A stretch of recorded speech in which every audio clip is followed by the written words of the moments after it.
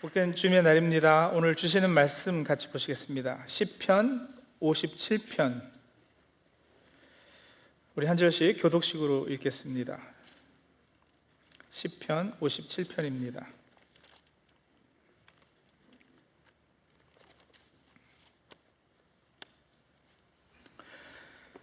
참으로 하나님, 나를 불쌍히 여겨 주십시오. 불쌍히 여겨 주십시오. 내 영혼이 주님께로 피합니다. 이 재난이 지나가기까지 내가 주님의 날개 그늘 아래로 피합니다. 가장 높으신 하나님께 내가 부르짖습니다. 나를 위하여 복수해 주시는 하나님께 내가 부르짖습니다. 하늘에서 주님의 사랑과 진실을 보내시어 나를 구원하여 주십시오. 나를 괴롭히는 자들을 꾸짖어 주십시오. 오 하나님, 주님의 사랑과 진실을 보내어 주십시오. 내가 사람을 잡아먹는 사자들 한가운데 누워있어보니 그들의 이는 창끝과 같고 화살촉과도 같고 그들의 혀는 날카로운 칼과도 같았습니다. 하나님, 하늘 높이 높임을 받으시고 주님의 영광을 온 땅 위에 떨치십시오. 그들은 내 목숨을 노리고 내 발 앞에 그물을 쳐놓아 내 귀가 꺾였습니다. 그들이 내 앞에 함정을 파놓았지만 오히려 그들이 그 함정에 빠져들고 말았습니다. 하나님, 나는 내 마음을 정했습니다. 나는 내 마음을 확실히 정했습니다. 내가 가락에 맞추어 노래를 부르겠습니다. 내 영혼아 깨어나라. 검은 고야 수구마 깨어나라. 내가 새벽을 깨우렵니다. 주님, 내가 만민 가운데서 주님께 감사를 드리며 뭇 나라 가운데서 노래를 불러 주님을 찬양하렵니다.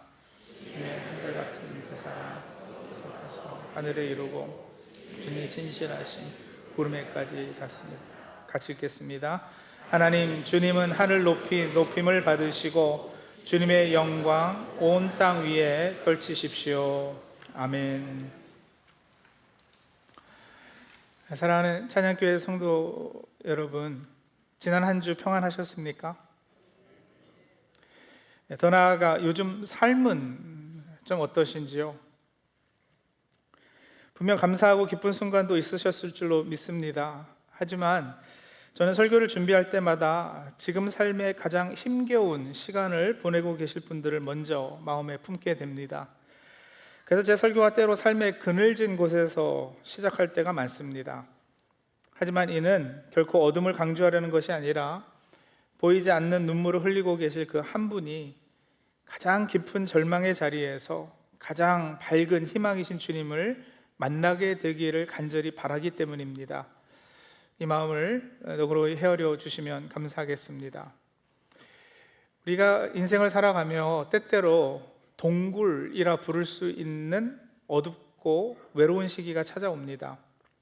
막다른 골목같이 더 나아갈 수 없는 꽉 막힌 곳이고 갇혀 있는 듯한 답답함과 두려움에 압도당하는 곳입니다.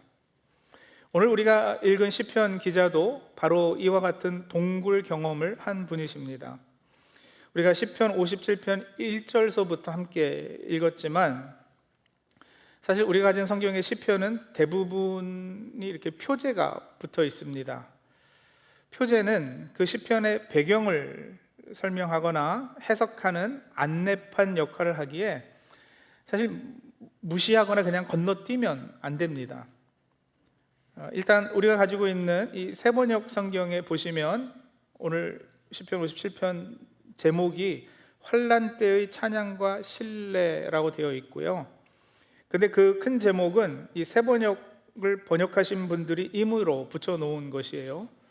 자, 그 아래 보시면 지휘자를 따라 알다스햇에 맞춰 부른 노래, 다윗의 믹담, 사울을 피하여서 동굴로 도망하였을 때 지은 시, 이 부분이 이제 정식 표제입니다. 유대인들이 사용하는 히브리어 성경에는 이 부분이 1절에 아예 포함이 되어 있습니다. 우리는 이렇게 따로 떨어뜨려 놨잖아요. 근데 히브리 성경에는 표제가 있는 경우는 항상 1절이 이렇게 표제로 시작이 돼요. 알다스햇이라는 단어가 등장했어요. 파괴하지 말라, 멸하지 마소서라는 뜻이에요. 근데 현재 우리는 잘 모르지만 이 멸하지 마소서, 알다스햇이라고 불렸던 곡조가 있었던 모양입니다. 그래서 그 곡조에 맞추어 부르라는 것이고, 믹담이라는 단어도 히브리어를 그대로 적어 놓은 건데 그 뜻을 정확히 모르기 때문에 그냥 히브리어를 적은 거예요. 근데 학자들이 추측하기를 주옥 같은 시, 새기는 글, 이런 의미일 거라고 합니다. 그러니까 이 시편은 다윗의 그 참 주옥 같은 글이라는 거죠. 새길 만한, 마음에 새길 만한 시인데, 그것을 이 멸하지 마소서라는 곡조에 맞춰서 불러라, 이거예요. 그런데 이제 그보다 더 중요한 설명은 그 마지막 부분이죠. 이 시가 언제요? 사울을 피해서 동굴로 도망하였을 때 지은 시라는 거예요.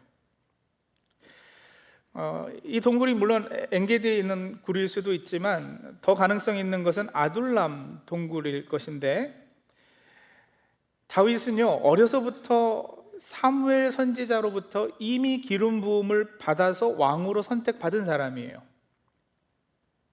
그런데 현실은 어떠했는가? 왕이라고 기름을 부어줬긴 했는데 바로 왕으로 즉위한 것이 아니라 한동안은요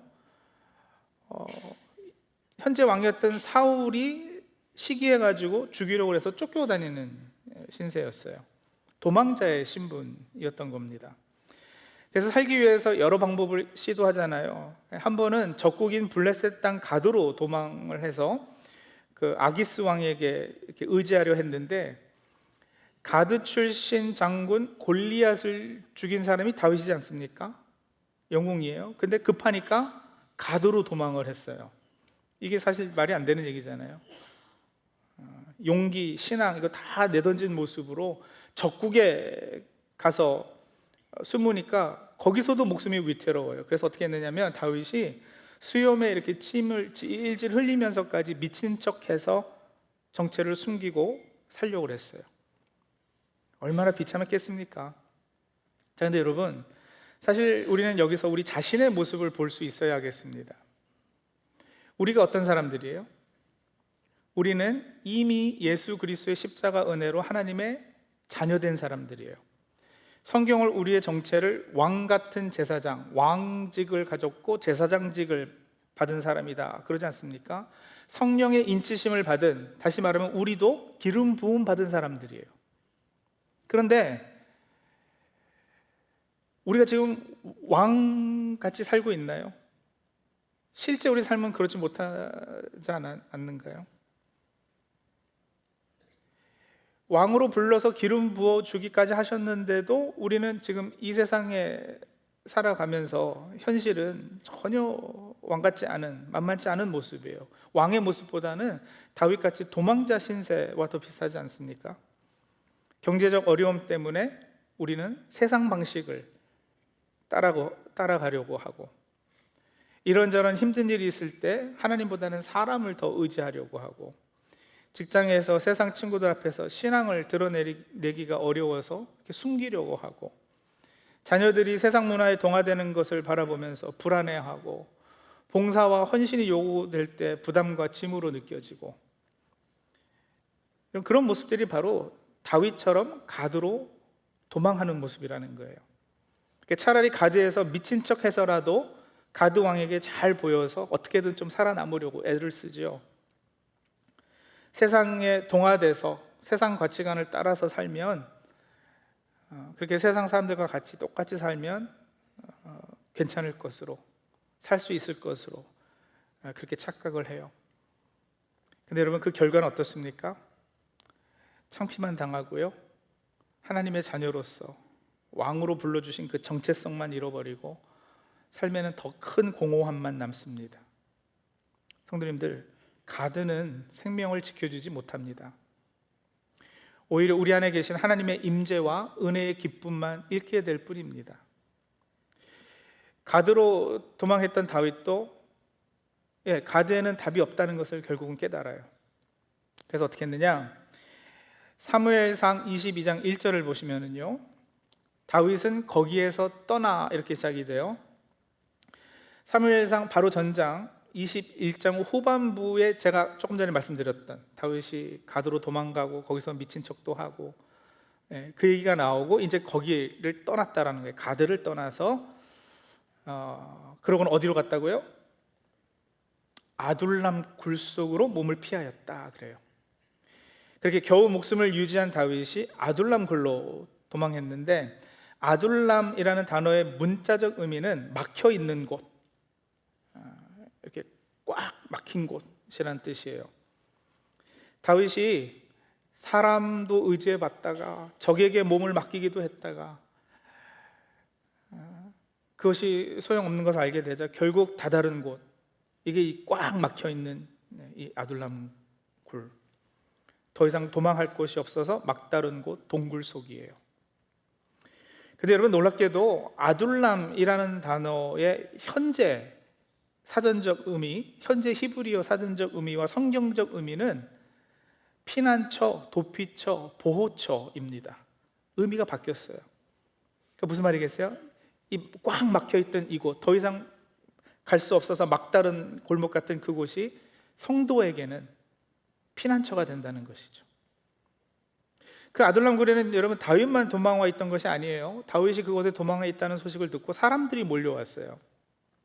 사무엘상 21장 1절 제가 이어서 읽을게요. 그러자 형들과 온 집안이 그 소식을 듣고 그곳으로 내려가 그에게 이르렀다. 그들뿐만 아니라 압제를 받는 사람들, 빚에 시달리는 사람들, 원통하고 억울한 일을 당한 사람들, 그 사람들이 다 다윗의 주변으로 몰려들었는데 다윗이 그 사람들의 우두머리가 되고요, 그 모여든 사람들의 수는 한 400여 명이 됐다 그래요. 이 사람들이 다 어떤 사람들이냐? 다윗과 마찬가지로 인생의 막다른 곳에 도달한 사람들이에요. 이 사람들을 어떻게 설명하고 있어요? 압제를 받고 있었다. 개역개정 우리 사용하던 성경은 환난 당한 자들이다 이렇게 번역했는데, 삶의 여러 압박과 스트레스 속에 있는 사람들이죠. 또 빚에 시달리고 있는 사람들이에요. 경제적 어려움에 부닥쳐서요, 요즘 말로 하자면 몰개지 갚지 못하고 비를 제때 내지 못하는 이런 사람들. 여러분, 재정적으로 이렇게 막 압박받게 되면 얼마나 그게 무거운지, 우리를 짓누르는지 아시죠? 또 원통하고 억울한 일 당하고 부당한 일을 당해서 그래서 마음에 한이 있고 상처가 있는 사람들, 이런 사람들이 모였어요. 근데 여러분, 성경을 쭉 읽어보면 어떤 일들이 일어나느냐? 그 사람들과 다윗의 왕국을 세우는 그 새 역사 창조의 주인공들이 돼요. 다윗과 함께 있었던 그 사람들이 그 건국의 1등 공신들이 된단 말이에요. 기름 부어서 왕으로 세워졌지만 왕은 여러분 그냥 되지 않습니다. 이렇게 자기 힘으로 가드로 도망해서 한번 살아보겠다고 했던 그런 노력마저도 다 무너졌을 때, 자신의 능력의 한계, 자신의 의지의 한계, 자신의 힘의 한계가 어디까지인지 정확히 알게 돼서 이제는 막다른 곳에 도달했을 때 드디어 하나님께서 그 사람을 세워주시는 거예요. 고린도후서 1장 8절과 9절 한번 우리 한 목소리로 같이 읽겠습니다. 형제 자매 여러분, 우리가 아시아에서 당한 환난을 여러분이 알기를 바랍니다. 우리는 힘에 겹게 너무 짓눌려서 마침내 살 희망마저 잃을 지경에 이르렀습니다. 우리는 이미 죽음을 선고받은 몸이라고 느꼈습니다. 그렇게 된 것은 우리 자신을 의지하지 않고 죽은 사람을 살리시는 하나님을 의지하게 하기 위함이었습니다. 네, 바로 그거죠. 힘에 겹게 너무 짓눌려서 살 희망마저 잃을 지경까지 하나님께서 때로 우리를 몰아넣으신다는 거예요. 죽음을 선고받은 몸이라고 느꼈을 때, 그때 그 순간까지도 그런 경험을 하게끔 하시는데, 왜 그렇게 하셨다고요? 자신을 의지하지 않고 죽은 사람도 살리시는 하나님만을 의지하게끔 하시려고. 그러니까 하나님의 섭리 가운데 되어지는 일이란 말이에요. 하나님 모르게 여러분 내가 굴 속에 갇힌 것이 아니고요, 하나님이 안 계셔서 나를 버리셔서 내가 그 지경까지 이른 게 아니고요, 나를 참 왕으로 세우시기 위한 하나님의 섭리 가운데 되는 일이란 말이에요. 그것을 위해서 때로 하나님께서 우리로 하여금 동굴 경험을 하게 하시는 거예요. 그래서 예수 그리스도를 주로 고백하는 주의 백성에게 동굴 경험은 필수입니다. 동굴이 어떤 곳이겠어요? 어둡고 축축하죠. 더럽고 불편합니다. 좁고 답답하고요. 죽음의 냄새가 진동하는 곳이에요. 그런데 그 동굴에서 하나님의 놀라운 역사가 시작이 돼요. 우리는 이렇게 생각할 수 있잖아요. 우리를 일꾼으로 세우셨으면, 왕으로 부르셨으면 어려움을 다 좀 명쾌해 주시고 모든 환경과 조건을 하나님 일하기에 참 좋게 만들어 주시면, 그러면 교회에서도 봉사도 하고 선교도 좀 가고 얼마나 좋아요. 근데 여러분, 일이 그렇게 되지 않는다고요. 성경에서도 보시면 하나님께서 들어 사용하신 인물들, 여러분, 그들이 이 부르심을 확신하고 하나님의 일꾼으로 이렇게 헌신하니까 뭐 삶의 모든 일이 다 이렇게 스무스하게 잘 풀리고 그렇게 되던가요? 요즘은 좀 안 그러는 것 같은데, 예전만 해도 한국 교회에서는 그랬어요. 예수 믿으면 병도 안 걸리고 부자 되고 축복받을 거다, 만사 형통할 것이다. 근데 그렇게 되던가요, 여러분? 하나님께서 들어 사용하신 성경의 인물치고 이 소위 동굴 경험이 없었던 사람이 없어요. 요셉은 감옥이라는 동굴에 한동안 갇혀 있었죠. 모세는 광야라는 동굴 경험을 40년이나 했어요. 엘리야도 살 소망까지 끊기고 호렙산 동굴에서 하나님의 세미한 음성을 듣습니다. 예레미야 선지자는 운동위에 던져지잖아요. 다니엘은 사자 굴에 던져졌어요. 요나도 물고기 뱃속에서 회개하고 새로운 사명을 받았습니다. 여러분, 이 성경에서 이스라엘의 광야 경험, 또 요나의 물고기 뱃속 경험, 다윗의 이런 아둘람 동굴 경험, 이게 다 사실은 비슷한 상징성을 가지는 것들인데, 바로 오늘 우리가 얘기하는 바로 그 메시지예요. 그 내용이에요. 광야에서, 물고기 뱃속에서, 동굴에서 어떤 일들이 있었어요? 황폐하고 메마르고 사람이 살만한 곳이 아니잖아요. 그런데 거기에서 그들은 하나님만 의지하고 하나님의 말씀으로 사는 법을 배우게 되는 거예요. 요나의 그 물고기 뱃속에서의 경험을 제가 4단어로 요약해서 설명해 드린 적이 있어요. 기억하시는 분 계시는지 모르겠네. 요나의 뱃속의 경험 4단어로. 첫 번째는요, 여러분, 생각해 보세요. 요나는 선원들에 의해서 바다에 던져지잖아요. 바다 한가운데 던져지면 어떻게 돼야지 돼요? 그냥 보통 생각하기에 바다에 빠지면 죽어야 되잖아요. 그런데 하나님께서 큰 물고기를 마련하고 보내주셔서 요나를 삼켜요. 그래서 요나는 죽지 않고 보호됩니다. 물고기 뱃속은 여러분 무엇보다 보호의 자리예요. 프로텍션. 그렇게 삼켜지니까 여러분, 죽을 지경이 되니까 요나가 드디어 어떻게 하느냐? 하나님을 찾습니다. 그래서 요나서 2장을 보면 요나서 2장 전체가 기도문이거든요. 회개해요.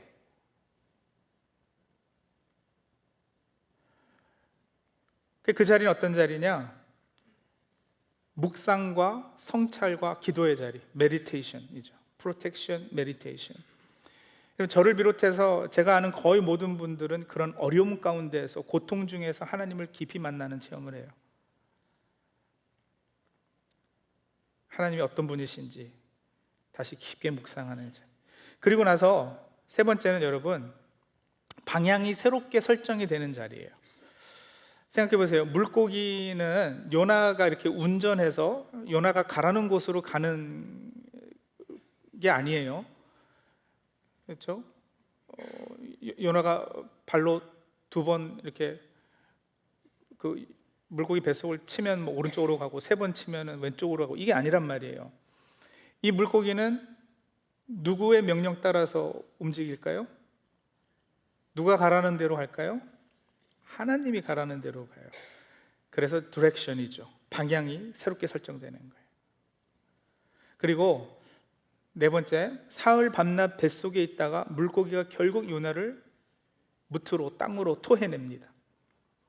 이 물고기 뱃속을 연어서 보면은 스올이라는 단어로도 묘사하거든요. 스올은 죽음이라는 뜻이에요, 히브리어로. 죽음의 자리에서 무트로 토해내짐. 여러분, 이게 뭐예요? 부활이죠. resurrection이에요. 그래서 물고기 뱃속은 여러분 protection, meditation, direction, resurrection. 우리 주님께서 요나의 표적밖에 볼 곳이 없다고 하셨던 거 기억하시나요? 우리 주님도 십자가 후 무덤에 갇히셨어요. 동굴이잖아요. 그런데 사흘째 되는 날 어땠습니까? 동굴이, 죽음이, 수월이 토해내요. 가둬둘 수 없는 거죠. 부활하시거든요. 우리 주님께서도 정확히 그 동굴 경험을 하셨어요. 여러분, 이 동굴이 어떤 곳인지 짐작이 가시나요? 동굴 경험이 뭘 의미하는지 아시겠어요? 다윗이 그 체험을 하고 이 시편을 지었단 말이에요. 4절 보세요. 내가 사람을 잡아먹는 사자들 한가운데 누워있어 보니. 죽을 수밖에 없는 거 아니겠어요? 사람을 잡아먹는 사자들 한가운데 누워있었으니까.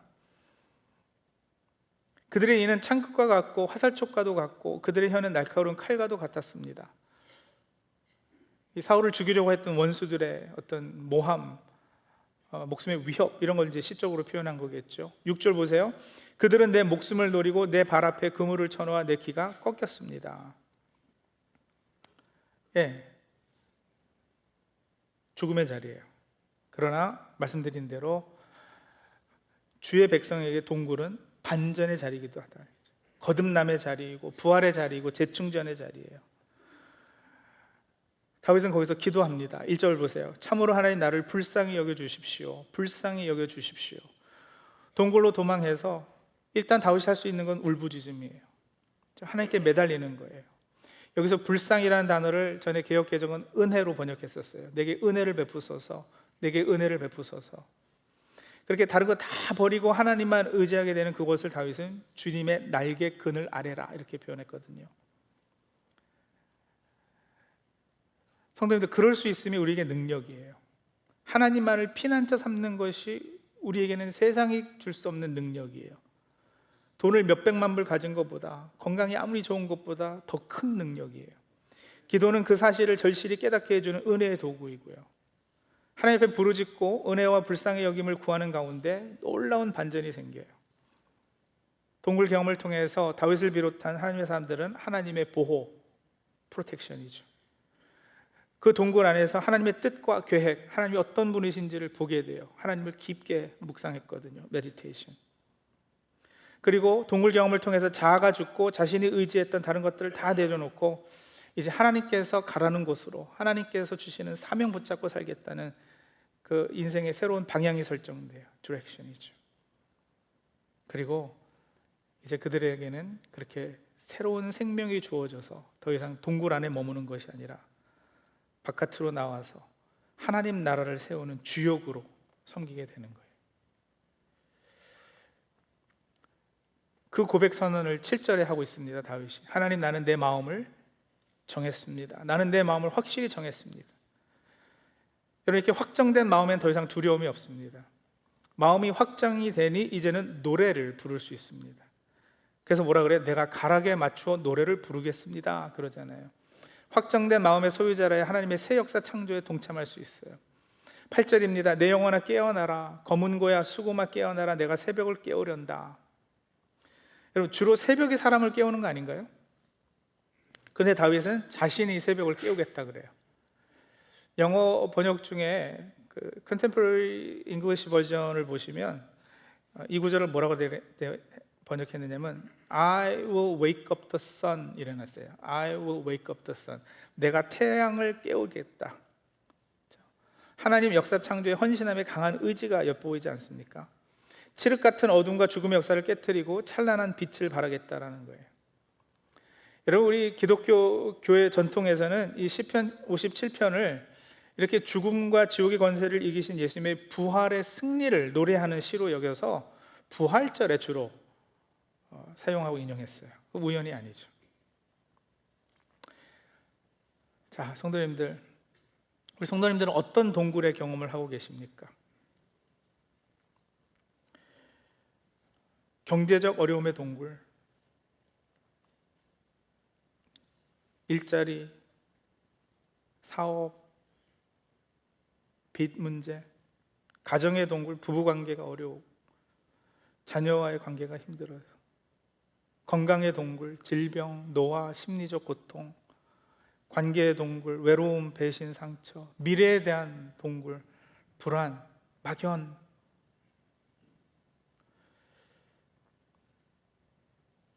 인생 살면서 이런 문제나 이슈에 부닥쳐 보지 않은 사람은 아마 한 사람도 안 계실 거예요.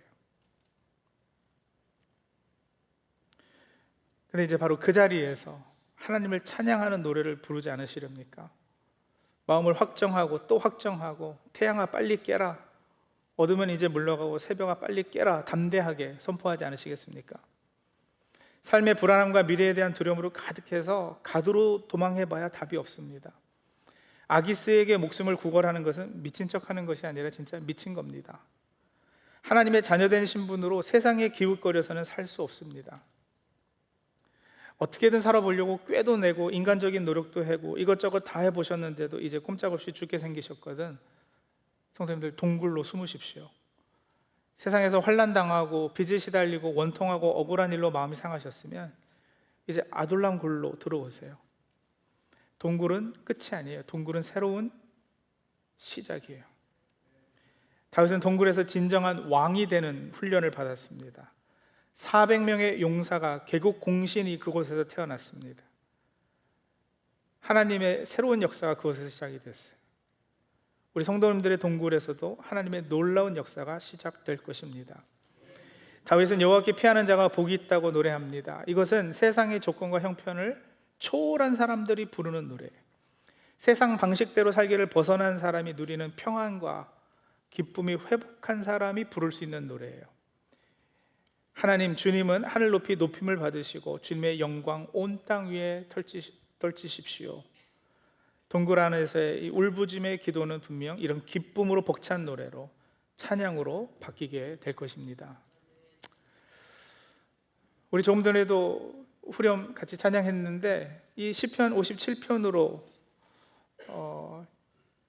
만든 찬양이 있어요. 모든 상황 속에서라는 찬양인데요, 우리 같이 찬양하고 기도하겠습니다.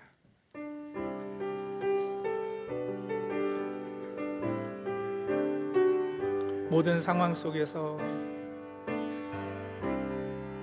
모든 상황 속에서 주를 찬양할지라.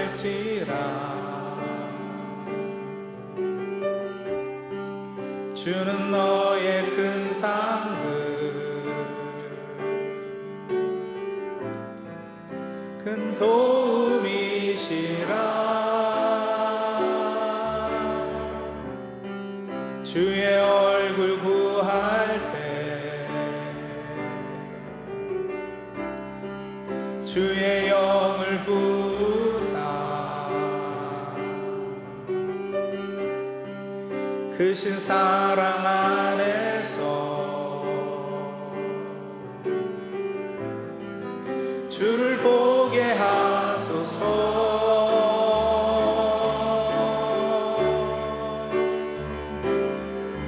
내 영혼이 확정되어 싸우니 믿음에 눈들어 주를 바라봅니다. 내 영혼이 확정되어 싸우니 믿음에 눈들어 주를 바라봅니다. 내 영혼이 확정되어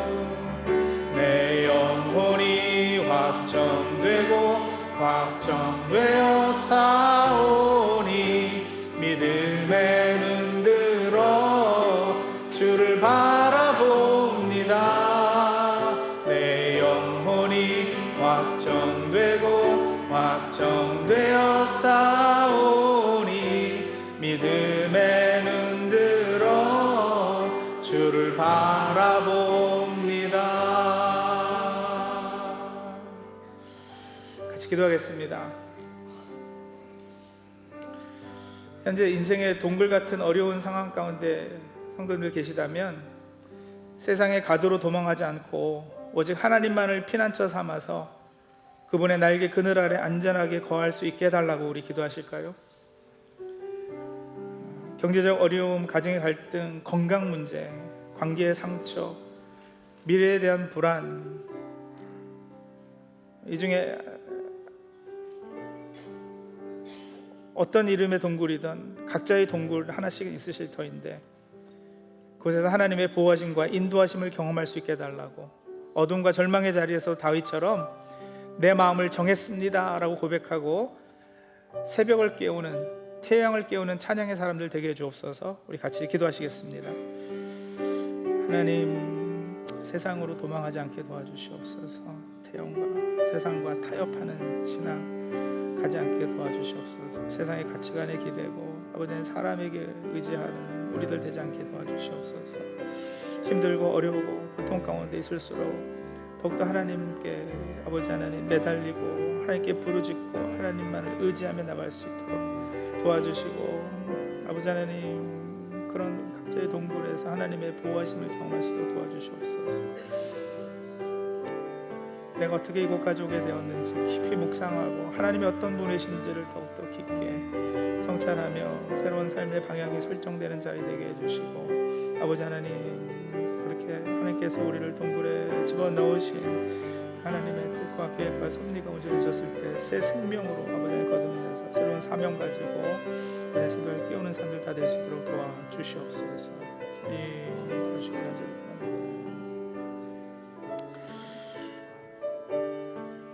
우리 교회 공동체를 위해서, 찬양교회를 위해서 기도하겠는데요, 환난 당한 사람들, 빚에 시달리는 사람들, 상처 입은 사람들이 찾아와서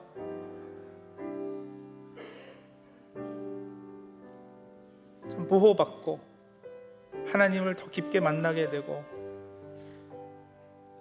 인생의 방향이 설정되고 사명을 새롭게 받아서 정말 하나님의 생명을 나누어주는 그런 사람들로 서게 되는 아둘람 굴 같은 우리 찬양교회 되게 해주옵소서.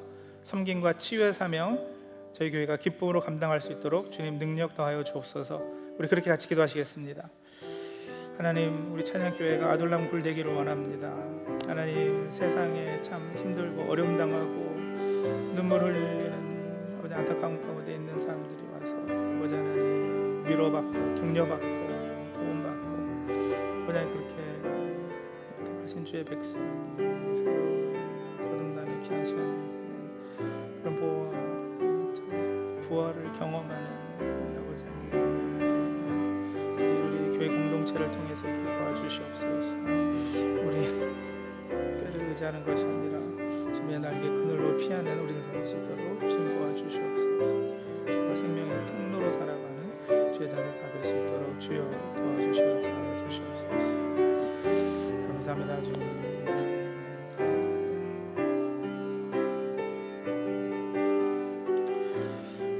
사랑과 은혜의 하나님, 세상에서 길이 막혀 동굴과도 같은 자리에 있을 때 우리의 힘과 꾀가 아니라 오직 주님의 날개 그늘로 피하게 하시고 그곳에서 보호와 성찰, 새로운 방향과 부활의 소망을 체험하게 도와주시옵소서. 다윗이 마음을 확정하고 새벽을 깨우며 노래했듯 우리도 두려움보다 주님의 임재를 더 크게 선포하게 하시고 이 믿음으로 가정, 일터, 교회, 세상 속에 빛과 생명의 통로로 담대하게 살아가게 도와주시옵소서. 예수님의 이름으로 기도합니다. 아멘.